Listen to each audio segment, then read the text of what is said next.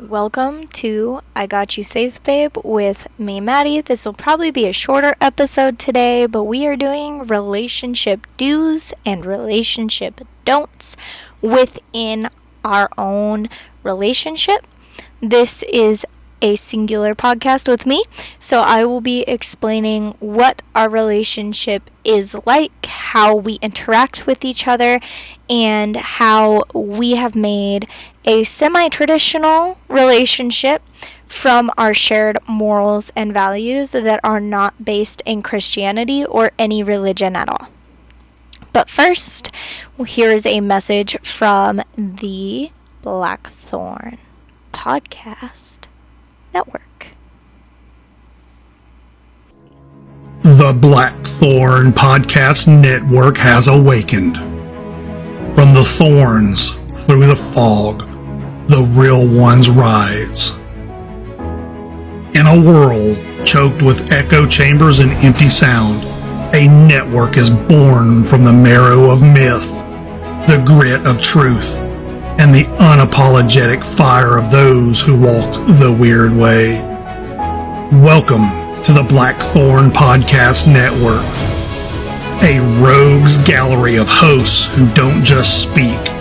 They summon, they challenge, they ignite.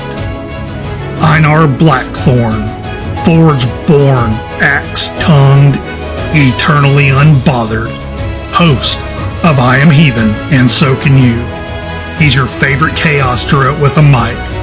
If your favorite chaos druid also ran a food truck and had opinions on runes and Star Wars. Gray, co-host of Geek Speak, a quiet storm of intellect and sarcasm cloaked in warmth and curiosity. She's the voice of nuance, the calm in the storm, and the one who catches what others miss. Together, Einar and Gray deliver Geek Speak, where folklore, fandom, and fire collide. Whether it's ancient relics or the MCU, nothing is off limits. Maddie, host of I've Got You Safe, Babe, protector of the heart, her voice is a lantern for the lost, a mix of witchy wisdom, fierce boundaries, and gentleness forged in battle. Heathen Burgundy, the velvet-voiced heretic, host of the Heathen Burgundy Hour and Walking the Pagan Path. He doesn't just sip the tea, he stirs the cauldron and burns the patriarchy with a smile.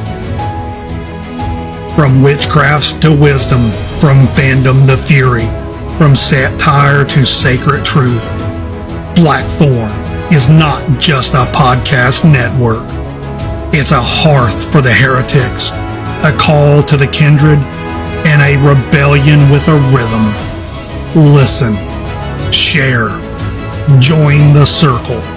Streaming on Spotify, Apple Podcasts, YouTube, and everywhere where the signal still reaches the wild ones. If the forest speaks, it speaks in our voices now. Walk with us.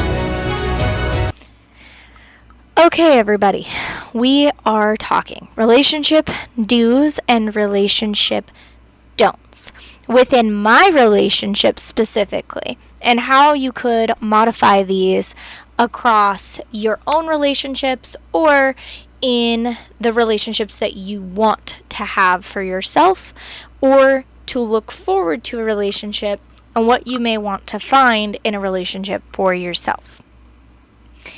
Our home is structured. I have the keys of the home. This is my domain. This is my castle. This is my queendom. The home is mine. The garden is mine.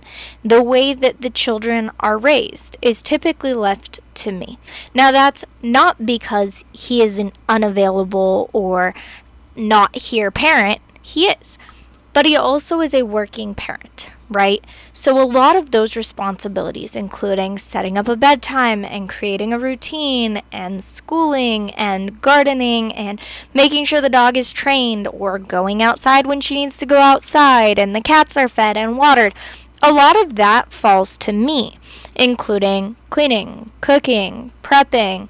A lot of that becomes my responsibility because this is my domain. But this is only my domain because he makes it that way.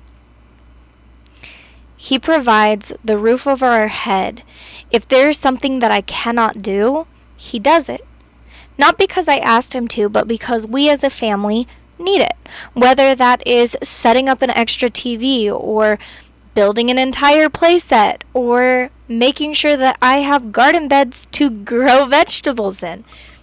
A lot of the heavy lifting and hard labor is left to him. Not because I'm incapable of doing it, but because that is the provision and protection that he provides here in the home. And I provide comfort, safety, security. He provides protection. He provides finances. He provides security. So these are things that he does for me to run this the way that I want to. But that does not mean that he is not involved in the decision making, the financials of everything, right?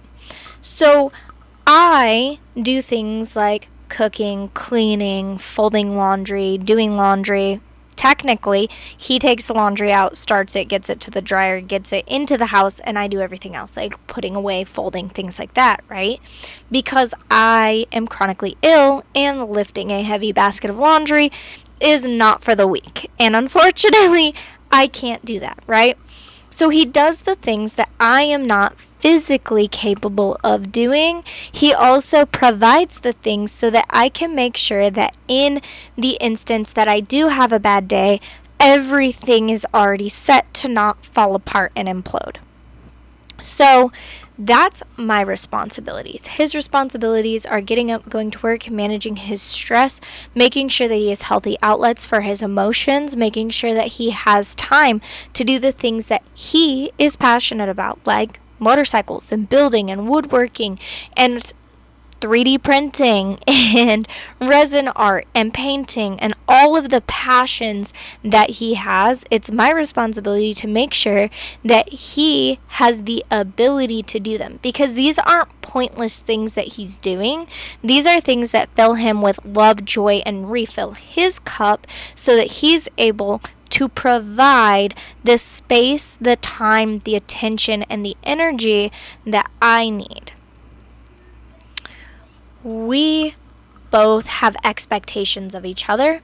We both have conversations about what those expectations are. We have conversations about which expectations are able to be reasonably met and which ones are not. And we also compromise daily. If there is something that I cannot do on a specific day, then the compromise is that either A, that thing waits until the next day when I may be feeling better, or B, he helps with it. That does not mean that my responsibilities fall to him. It simply means that I need help and I have to put aside my pride to accept it. And that's a big one because this is my domain. I should be able to rule it, right? But when we have children and we have dogs and we have cats, it's not so much about ruling as it is about leading. And I want to lead with respect, kindness, grace, acceptance, understanding, boundaries, and consequences. And he wants the house ran that way as well. Those are things we agree on. But understanding where those boundaries are and what that looks like is different for each of us. For instance, I don't care what the kids say. I care how the kids say it. He cares both how and what is said. So in that, we compromise in how we communicate and how the children are able to communicate within the boundaries of what makes both of us comfortable. In my opinion, there are no bad words. There are only words that are used at the wrong time or with the wrong intention, meaning the intention to hurt or timing to be disrespectful. But to my husband, those words become everyday and lose their meaning when they are overused. So when we're talking about things like wording and verbiage and how it's said, the compromise becomes, okay, you guys have gotten far too comfortable with saying profanities and using them in a way that is hurting not just yourselves but also others. So now those words are no longer a privilege that you have access to. Those are words that are no longer accepted within our home. Consequences can include when something that is done that is good and wonderful and appreciated, then we reciprocate with appreciation and reward. Now, when something is done that is absolutely meant to be harmful or hurtful or rude, then the consequence may be helping the family with more things like doing dishes or cleaning up after each other or assisting in extra chores, right? At the end of the day, the consequence is going to be the reaction to the action that you took. That's how both of us view consequence, and that's how we work as a team. So, when I talk about my responsibilities, a lot of my responsibilities are far more emotional labor and a lot less physical labor. So, what does that look like for me?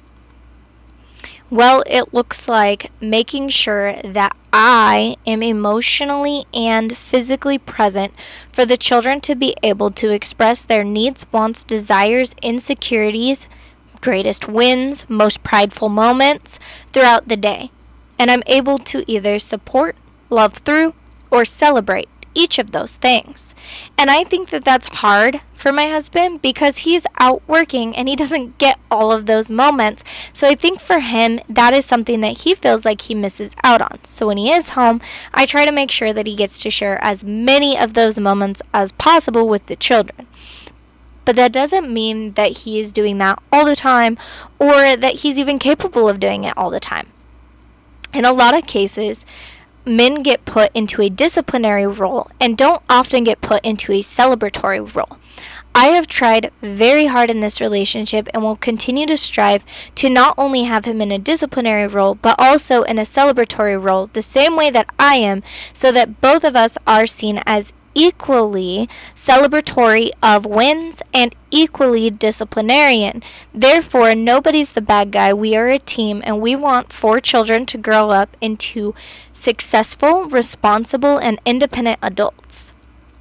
That's a big thing for us. We're not raising children. We are raising human beings, and these human beings are going to be adult human beings one day, and adults need emotional regulation. Adults need responsibility and an understanding of that. Adults need respectful communication. Adults need to understand that an apology is not just words, it is words followed by action, and a good apology comes with recognition of what we did that harmed the other person, acceptance of responsibility for it, and an action to change, a plan of action to change what our path forward will look like so as to not repeat the same offense or hurt.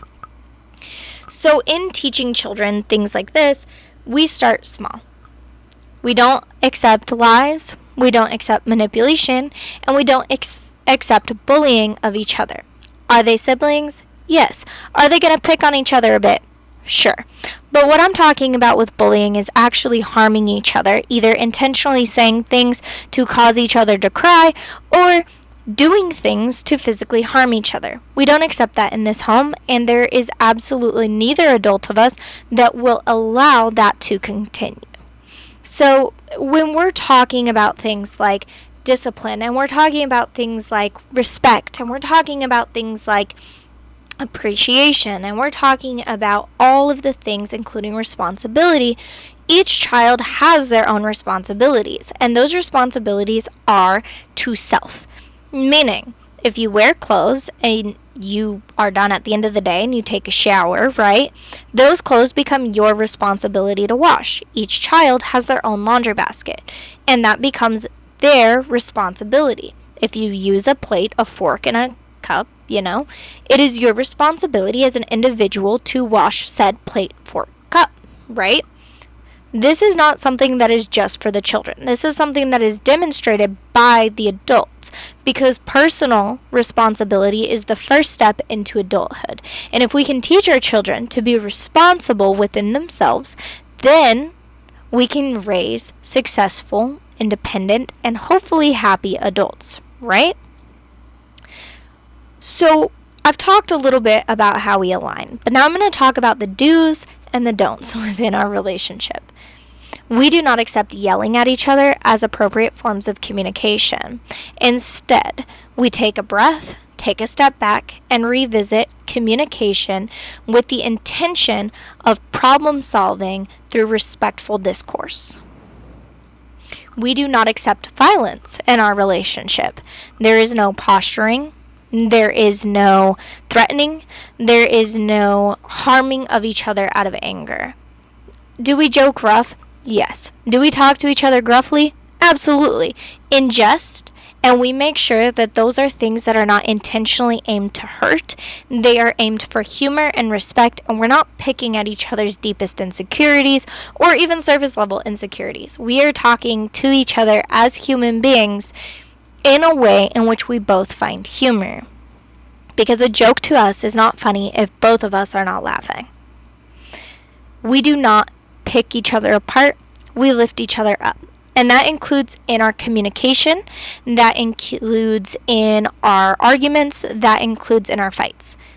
I cannot tell you the amount of times that there has been an argument and I have said, I can't hear when you're yelling, and I know you can't hear when I'm yelling, and I need to take a break because I'm going to say things that I don't mean.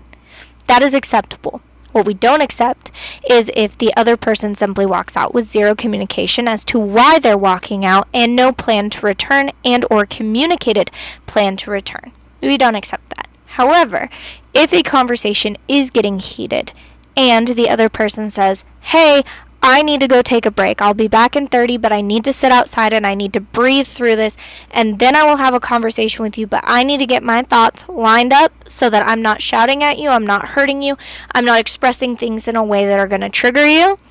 That is accepted. That is appropriate communication with respect, with a timeline, and with the full intent of continuing the conversation in a respectful way, thusly focusing on problem solving and not problem creating. That's another big don't in our relationship. We don't create problems where there isn't one. If I am concerned for my husband's behavior, if I am concerned on my own behavior, if I'm concerned about my own feelings, I go to my husband and I say, listen, am I crazy because I feel this? That starts it with humor, and a lot of times he goes, no, you're not crazy, but I get how you feel that way. This was my intention with that. I get how you feel that way. How can I support you? I understand that you feel that way, but that's not my perception of what's happening. I understand you feel that way, but that's not what I see. These are all respectful ways to help me move through emotion, and he does the same thing for me. I'm feeling so angry and triggered in this relationship, and I don't know what else to do besides tell you that I'm feeling this particular type of way, right? And that is how we communicate within our relationship. We do not tear each other down, but we do approach each other in the hard moments, the big moments, the moments that matter. But it's built on the small moments, the small insecurities, the things that could pile up because they're not being addressed. We address everything, and that's a big do in our relationship. We check in with each other multiple times a day, make sure that we are really truly understanding where each other's coming from, how each other is feeling, and what each other needs to be supported throughout the day, throughout the week, throughout the month. And we check in with each other in depth. Hey, I noticed that you are acting this way. And it makes me think that there's a lot going on inside your head you haven't expressed. The last 2 hours have been a little rough. Can we talk about it? We don't pick each other apart. And if I ask to talk or he asks to talk, we don't want each other to fix it. We want to understand where each other is coming from, understand each other's emotions, because understanding creates empathy, and empathy creates support. It's not that he's wrong and I'm right. It's not that I'm right and he's wrong. It's not that anything in the situation is good, bad, right, or wrong. It's all about understanding the other person to support effectively, because we are, in fact, a team, and that's another do. our relationship is ours, me and him, as a team, together. And we're a winning team. We're raising good kids. We're in a home. We have a dog, about to get another dog. We are respectful of each other because we are teammates together in life. The game of life, and we're a team. That's a big deal. We see our relationship as teamwork, not as combative, not as angry. We are on the same team. And sometimes we do forget that. And the biggest thing we say is, hey, I'm not the one who cut you. I'm on your team. And actually, that mostly comes from him. You're snapping on me. I'm not the one who cut you, babe. We're on the same team, remember? And sometimes I just respond with, yeah, I remember. I'm sorry. I'm going to take 5. And sometimes I get a little upset about it. But we can talk through the upset. The biggest thing that I say when he's really anxious or angry or feeling big emotions is, hey, don't forget you're not by yourself anymore. Can I help you get through this? Hey, don't forget I'm your teammate and I can't help you if I don't know the problem you're facing. This is how we communicate to effectively get through life and everyday situations together instead of trying to get through them individually. Because the biggest do in our entire relationship is we are a team. Relationship do's. We're a team. Relationship don'ts. Don't turn on each other. Don't pick each other apart. Don't intentionally harm each other. Do's. Support each other. Uplift each other. Problem solve together. Life is hard enough as it is. We're a team.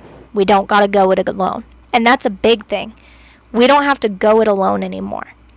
And if you're looking for a relationship that is teamwork, that is collaboration, that is going through life together, then some things I highly advise. Write yourself a list. What attributes does your person, a person that you want to be with or the person you are with, have that fully supports you, your vision, your dreams, your successes? What attributes do you have that you want to use to fully support your person? And last but definitely not least, where are you struggling emotionally, physically, or mentally with believing that you deserve a teammate or preparing to have the best teammate in life? I'm not saying that every relationship is perfect. I'm not even saying that ours is. What I'm saying is that sometimes when you get really clear about what you want, what you bring to the table, and where you need improvement, you are going to start finding people who match exactly what you're looking for, exactly what you need, exactly what you want, and exactly what you desire. So if you take nothing else from this episode, please take that we are not perfect. There is no perfect couple out there. However, people who are growing, learning, evolving, changing, and becoming alongside their teammate, their partner, their best friend, and the person who can sit in your storm calmly supporting you. Those are the people that I want in my life. And if that sounds like you, reach out, because I swear we'd probably be best friends. Because I am a storm. So is he. And I'm the calm, and so is he. Finding your match isn't finding what I have, or what the person next door has, or what Joe Schmo at the mall has. Finding your person has everything to do with finding the pieces of you that that person can support, finding the pieces of them that you support, and recognizing that everyone is learning, growing, and evolving, and you can either evolve together or you can evolve independently. And if you're choosing to evolve independently, and if you want a relationship that matches your evolution, then you have to be willing to look at where you must evolve, as well as how you must evolve, and manifest a person who matches not only what you need, but you match what they need. Whether that is a husband, a wife, a baby, a partner, a best friend, whatever it is that you are looking for, relationships are a two-way street. And a lot of people say that. Friendships are a two-way street. Relationships are a two-way street. And that street is built solely upon your ability to identify and find where you support the other person, where the other person supports you, and what you are willing to change about yourself to become a better person towards the person that you want to be 10 years, 15 years, 25 years in the future. Thank you again for showing up today, for listening to me, for being a valuable part of this podcast. Thanks again to Blackthorn Podcast Network for always showing support and bringing us to where we're going to be, as well as being a part of this amazing movement of non-traditional creators. If you got some value out of this podcast, please leave me a comment. If you want me to go into anything else, please leave a comment or shoot me an email at igotyouSafeBabe@gmail.com, and I do respond to those emails. So please feel free to do so. Shoot me an email or leave a comment. Thank you.